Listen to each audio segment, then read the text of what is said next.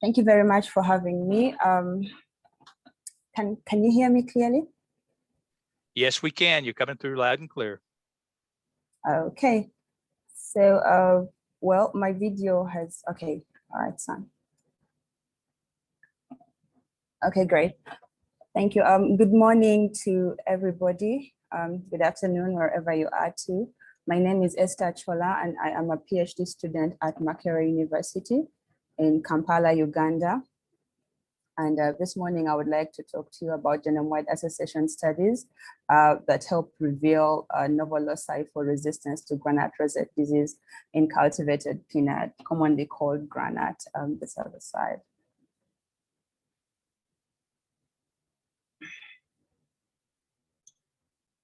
So just a brief background. Africa contributes 34% of the world production of peanut. So this actually makes it the second most important producer of groundnuts in the world. In Uganda particularly, groundnuts is the second most important legume after common bean. And in Uganda, it's used for different purposes, for different uses, including food, for improving also the soil fertility because of its ability to fix nitrogen as fodder. And then quickly, it is also becoming a source of income for farmers who actually mostly are subsistence farmers. So production is limited by several biotic and abiotic constraints. But this morning, I would like to direct your attention to Groundnut Rosette Disease. And this is because Groundnut Rosette Disease is the most devastating groundnut disease in Sub-Saharan Africa. It actually causes up to 100% yield losses in severe cases, or if the disease attacks the plant before flowering. So this is just a map of Africa. The green area just shows you really the area that is covered that is affected by the disease. And important to note is some of the largest countries that contribute to the groundnut production in the world, like Nigeria, all are in this region. So the disease is endemic to Africa and its offshore islands, as shown by the picture, and then also it's caused by a virus complex. So just the picture down here is just a typical example that was in one of the fields of a healthy plant, where you see with H and then D, the diseased plant. So it results, typical symptoms is stunting of the plant due to shortened internodes. So the disease is transmitted by aphids, and because it's transmitted by aphids, now there is a possibility, because we have aphids, craccivora, Aphis, craccivora all over the world and have groundnuts all over the world, there's a possibility that maybe at some point this disease can spread. So it's important that we try to address it as much as possible at this point. So host plant resistance is the most affordable and effective control approach. And this is definitely compared to the other methods like the use of pesticides, which is quite expensive in the long run, and also the cultural control methods, which are also labor intensive for the farmers. So host plant resistance is a really good approach, also because it's more affordable, but also it is useful for many farmers who are resource limited. Despite all this, a lot of work has been going for conventional work. There is conventional breeding of groundnuts against Groundnut Rosette Disease, and a number of varieties have been released, but all this has been done conventionally. Now, we really know that now in the post-genomic era, the use of marker-assisted selection is a more efficient method for doing selection. But some of these methods have been limited because we have a limited understanding of the genetic contour of Groundnut Rosette Disease. So this is just a typical example. The pictures to the right just show you a typical example of a variety which is resistant, and we have some really good pods right there, and then down a susceptible one where you actually have 100% yield loss, which is really, really bad if this happened on a farmer's field. So going forward, the objective of this work is therefore to provide an understanding of the genetic architecture of Groundnut Rosette Disease resistance by identifying genomic regions associated with GRD resistance in the African core collection, and then secondly, finding putative genes associated with Groundnut Rosette Disease resistance and their functions. So in doing this work, I was trying to test these two hypotheses. if there are associations between Groundnut Rosette disease resistance and genomic regions in the African core collection, and if there are actually also beneficial genes that contribute to Groundnut Rosette disease resistance in these particular regions. So following my materials and methods, I used 200 lines that we actually got from the African core collection. So the African core collection was developed as a result of contribution of lines of germplasm from the different countries. On this map, we can see the red stars. These are the different countries that contributed the germplasm from West Africa down to East Africa, and then down to Southern Africa. And then 1,045 lines were genotyped from these different countries, and the diversity across those lines was used to develop what we now call a core collection. So the lines that we actually have is representing the diversity across these different countries, which are all robust breeding programs across the continent. So this is just a phylogenetic tree just to show you the way the different lines actually contributed to the diversity from different countries. Yeah, so the different colors just show you different countries, and you can see that the colors are actually mixed across, just showing how different countries contribute to the diversity in the collection that I'm using for this work. So then I went on to do some phenotyping work. So what I did is I planted the African core collection, the 200 genotypes, across 2 seasons and 2 locations. The locations that were used in this case are well-known Groundnut Rosette hotspots where disease occurs naturally for 2 replicates. We used 2 replicates in the trials using an alpha lattice design. And then we collected data on Groundnut Rosette disease, percent disease incidence, where we just counted the number of plants that were diseased and then divided by the number of plants in the plot and multiplied by 100%. We collected this data at 4 weeks, at 8 weeks, after planting, and also 12 weeks. And then we also calculated the area under disease progress curve. And also at 12 weeks, we collected data on GRD severity. So this is just a plot that had a score of percentage disease incidence of 0%, because we could see that none of the plants was actually diseased, and therefore a severity of 1. And then this is also another plot that had a percentage disease incidence of 100% because all the plants were diseased, and then a severity of 5.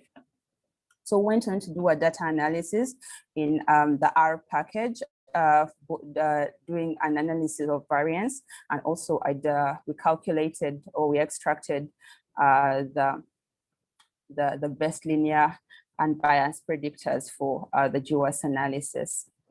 So for the genotyping part of the work, we used the version 2 of the Affymetrix Arachis SNP chip, and then we extracted the SNP data using the Axiom Arachis suite.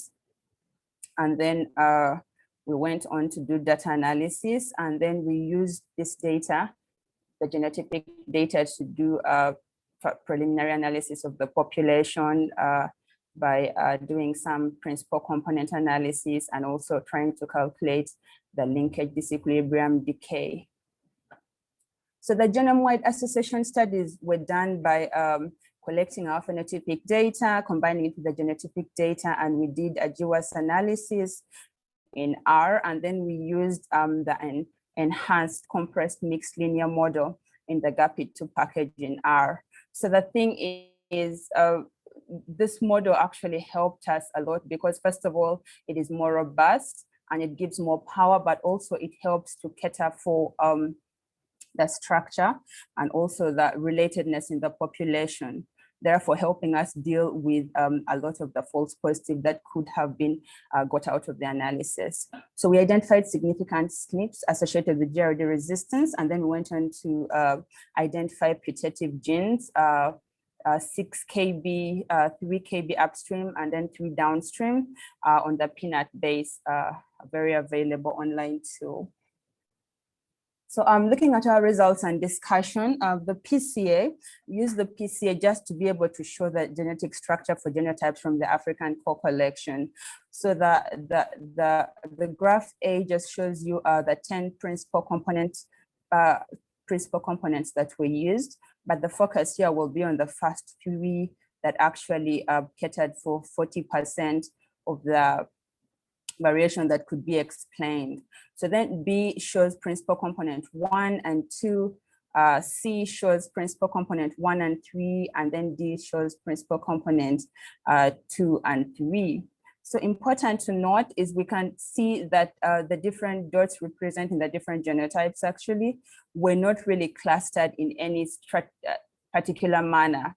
So which is actually good for the population because we don't see any kind of groups that were in this population. And then going on to look at the LDDK plot, we're able to see that we had an R² value of 0.2, which has been observed in several other populations, including some work that was done by Otiama et al. In 2019. And then also an average distance of 278.32 kb, which is a bit lower than what was reported in other studies. But the significance of this is if we have larger LD blocks, then it means that we can actually develop fewer markers across a larger area on the genome, which is to an extent a good thing. And then going on to look at our phenotypic data, the plot A, the figure A, and shows severity for the data, and then B is the area under disease progress curve. But it's all the data, even though the B plot, the area under disease progress curve looks like it's normal. The data here analyzed on the table 2 actually shows using the Wilk-Shapiro test for normality shows that both the data sets were actually not perfectly normally distributed. So we had to somehow transform the data. But also the genotypes were significantly, actually highly significantly different at P at 5%, at a p-value of 5%. So looking at our GWAS results here, these are really exciting results, especially what we see right here. Let's look at A1, which is the QQ plot that shows on the x-axis, we have the expected p-values, and then on the y-axis, we have what was actually observed. So we can actually see that there were many SNPs at the beginning here that seem to be fitting in this model. And then we have those that we're going to what we actually observed. So up here at the corner, these different dots that we see up here are most likely our SNPs that are significant for Groundnut Rosette disease resistance, which is really good. So coming down to A2, we look at the Manhattan plot. I would like to draw your attention to A04. So A04, we can see be above all the cutoff lines here. We can see some really nice signals up here, and the SNPs way above here with a high p-value, which is shown by the y-axis. Down here at the x-axis, we have the chromosomes. So look at B4 here too. We have really nice signals going up here. And then on B08, we also have one SNP. However, when we mark this particular SNP onto of the recent sequences of the version 2 of the Tifrana genome, which is the cultivated Groundnut, we actually found it still also to be on one of the chromosomes on actually B04, on rather 14 on the Tifrana. So looking at B1 and B2. Esther, you have 2 minutes left. Okay, looking at B1 and B2 also, we actually see similar results across seasons. So I'm going on to look at now the putative genes that we found here in these regions. First of all, we had a really high percentage of variation explained, which was really good, above 50. And then important to note the two highlighted SNPs particularly, which had the agonoate family protein and the disease resistance protein. So important to note, these are all very important proteins that play a role in resistance of Groundnut Rosette disease. So in conclusion, our results really showed that we had a very important result, considering that not much had been known about Groundnut Rosette disease. So we can see that there is something going on chromosome A04 and B04. So the way forward is to develop molecular markers which can clearly distinguish between the resistant and susceptible lines, and then go on to screen this in populations that were not used for developing these lines, and then make these markers publicly available at Intertech. So I would like to thank Professor Peggy and Dr. Fonseca and the breeders that actually helped in the genotyping work by contributing these lines, and the rest of the institutions that supported the work. Thank you for your attention. Thank you very much. We have time for one quick question, if there's any questions from the audience. I'm sure that Esther will be happy to answer your questions. That's the time we have. Thank you so much, Esther. You're welcome. Thank you.